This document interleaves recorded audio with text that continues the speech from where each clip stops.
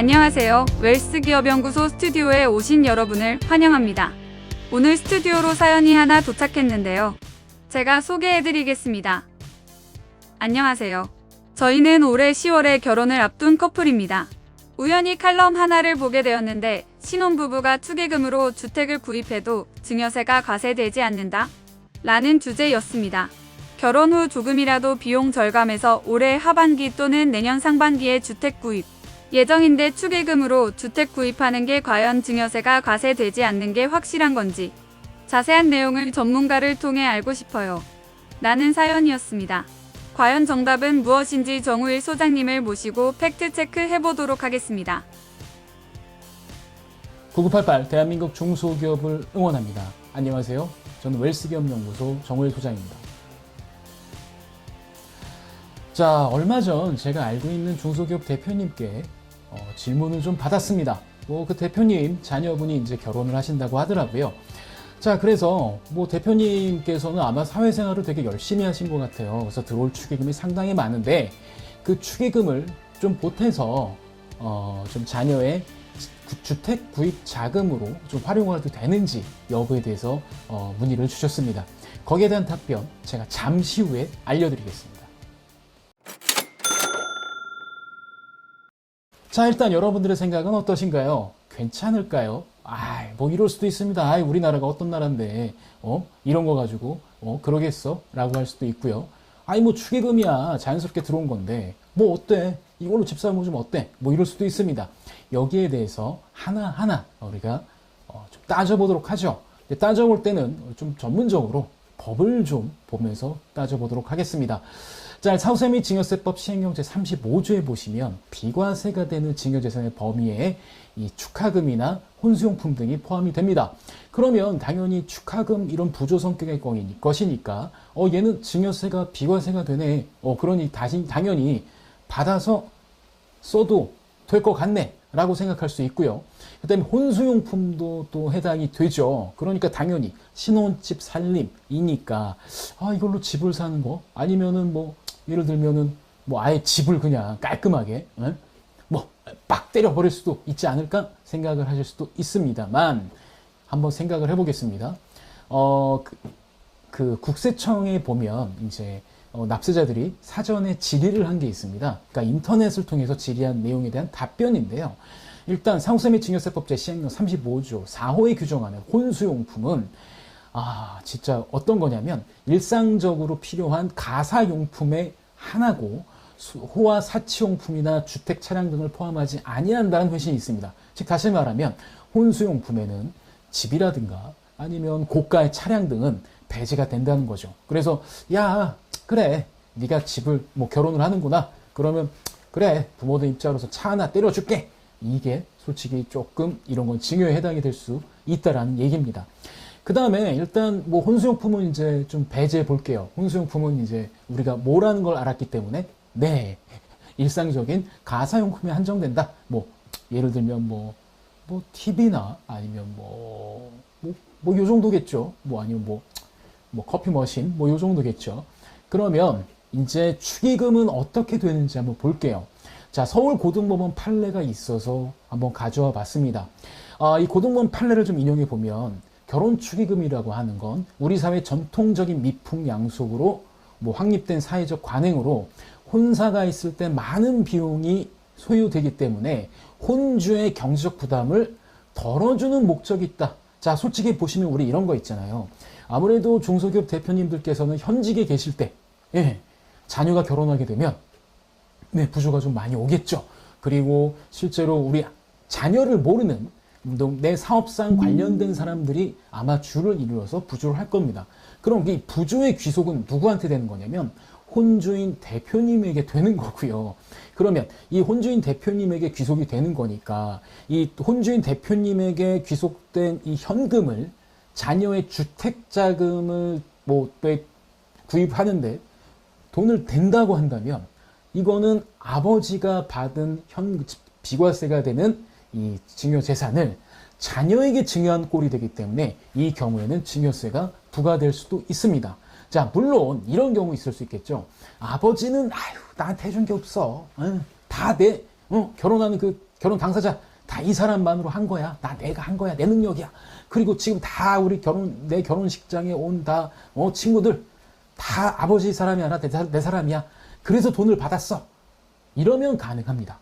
근데 이런 경우가 그리 많지는 않겠죠. 만약에 자녀분이 사회 유명 인사거나 뭐 하다못해 아이돌이었거나 뭐 아니면 뭐 예를 들어서 뭐 유명한 뭐 프로야구 선수거나 뭐 이런 분이라고 한다면, 그리고 하객들이 전부 다 유재석 같은 사람들이 있어가지고 막 부조를 몇백씩 한다고 한다면, 그러면은 뭐 일부 모아서 하겠으나 혼주인에게, 즉 부모에게 귀속된 축의금을 자녀의 주택구입자금으로 쓰는 건 증여에 해당이 될 수 있으니까 이 점 꼭 유의하셨으면 좋겠습니다. 중소기업에, 조특법상 중소기업에 해당되기만 하더라도 특별세액을 감면을 받으실 수 있는 거 아시나요? 오늘은 제가 이 점에 대해서 말씀드리도록 하겠습니다. 자, 일단 좀 중요한 게, 이때는 수도권 내냐 수도권 외냐에 따라서 좀 많이 달라집니다. 자, 수도권 내라고 한다면은 솔직히 좀 중기업 이상이라고 한다면 받을 수 있는 항목이 거의 없다고 보시면 되고요. 수도권 외라고 하시면 받을 수 있는 부분이 좀 많이 있습니다. 그러니까 예를 들어서 제가 좀 말씀을 드리면, 일단 중소기업에 대한 특별세액 감면은 중소기업을 중소 이렇게 나눠서 매출액 기준으로 나눠서 봅니다. 그래서 소기업 같은 경우에는 수도권 내의 경우, 제조업 같은 경우는 한 20%, 도소매 의료 같은 경우는 10%, 그 다음에 통관대리 및 관련 서비스업 같은 경우는 10% 세감면을 해주고요. 수도권 밖이 된다고 한다면 이 범위가 비슷하지만 이 감면율이 제조는 30, 뭐 도소매 의료는 10, 그 다음에 그 통관대리나 관련 서비스 15%, 뭐 이렇게 좀 상향이 됩니다. 그 다음에 알뜰주유소로 이제 소기업인 경우에는 그냥 20%가 수도권에 상관없이 되는 거고요. 중기업이 되고 수도권 내에 있으면 솔직히 좀 받을 수 있는 게 없다라고 보시면 돼요. 그 다음에 수도권 외라고 한다면 제조업이나 뭐 알뜰주유소나 도소매 의료업이나 뭐 통관대리 관련 서비스업들이 최대 15%에서 7.5%까지 받으실 수가 있습니다. 자, 그러면 가장 중요한 포인트가 이제 수도권인데요. 여기서 말하는 수도권은 우리가 알고 있는 수도권입니다. 그러니까 인천, 광역시, 그 다음에 서울, 경기도권을 말하는 거죠. 그러니까 우리가 세액공제 감면이 들어갈 때 수도권 과밀억제권역이냐 수도권이냐 이게 명기가 각각 다르기 때문에 이 점은 꼭 확인하셔야 됩니다. 자, 그러면 이제 수도권이냐 수도권 밖이냐는 너무나 명백하기 때문에 이 경우에는 솔직히 좀 여러 가지를 좀 보셔야겠죠. 뭘 보셔야 되냐면 중기업이냐 소기업이냐를 보셔야 됩니다. 그럼 중기업의 기준은 뭐고 소기업의 기준은 뭐냐? 일단 소기업의 기준은요, 일단 제조업 중에 일반적인 제조업, 그 다음에 뭐 전기 가스 관련한 업들, 그 다음에 수도업, 그 다음에 농업이나 뭐 이런 업들 같은 그러니까 수도업 이런 업들 같은 경우는 매출액 120억 밑으로만 소기업이 됩니다. 그리고 매출액 80억에 들리는 거는 뭐 제조업 중에서 좀 뭐 담배나 섬유제품, 목재, 펄프, 종이제품, 인쇄, 고무, 의료 및 과학기기, 운송장비 같은 경우가 여기에 해당이 되고요. 그 다음에 건설업, 운수 및 창고업, 금융 및 보험업 등이 매출액 80억을 기준으로 해서 이 이하면 이제 소기업, 이걸 초과하게 되면 중기업이 되게 됩니다. 자, 그 다음에 50억의 허들도 있습니다. 도매 및 소매업, 정보통신업인데 아마 도소매를 하시는 분들은 딱 여기에 해당이 되세요. 일반적인 도소매는. 그러면 매출액 50억 이하다라고 한다면 소기업에 해당이 되시기 때문에 수도권에 있어도 10% 세액 감면을 받을 수가 있지만, 예를 들어서 매출액 50억을 초과하게 된다고 한다면 수도권에게는 있는 도소매업 같은 경우에는 중소기업 특별세액 감면이 적용되지 않는다라는 것도 알아두셨으면 좋겠습니다. 이거보다 더 낮은 허들도 있습니다. 뭐 하수물 폐기, 원료 재생업, 부동산업, 뭐 전문과학기술, 서비스, 사업시설 관리, 임대 서비스, 뭐 예술 및 스포츠업 이런 등등의 것들은 매출액 30억이 소기업 기준이고요. 그 다음에 산업용 기계 장비 수리업 등이나 숙박 음식점이나 뭐 교육 서비스업 같은 경우는 매출액 10억이 이하가 돼야만 중소기업 특별세액 감면을 받을 수 있다는 것도 꼭 체크하셔야겠죠. 그러면 한번 확인해 보실 필요는 있습니다. 우리 대표님 항상 제 컨텐츠를 보시면 세무조정기사를 열어서 우리 기업이 중소기업 특별세액 감면이 해당이 되는지 아닌지를 확인해 보십시오. 아마 나 도소매하거나 중소기업 같은데 왜 안 되지? 아마 수도권에 계시거나 아니면 매출이 50억을 넘어갔을 확률이 높습니다. 그렇지. 그럼에도 불구하고 안 됐다. 이거는 또 한번 생각해 보셔야 될 게 중소기업 특별세액 감면은 중복을 당해년도에 적용하지 못하는 감면과 공제가 따로 있습니다. 그래서 혹시나 다른 공제나 감면이 있는지도 한번 같이 보셔야 된다는 거고요. 자, 이거에 대한 한도는 세액 감면의 한도는 1억 원으로 합니다. 근데 다만 전년비 상시근로자가 감소하게 된다면 감소 1인당 500만 원씩 차감하니까 이것도 꼭 체크해 두시면 좋겠죠.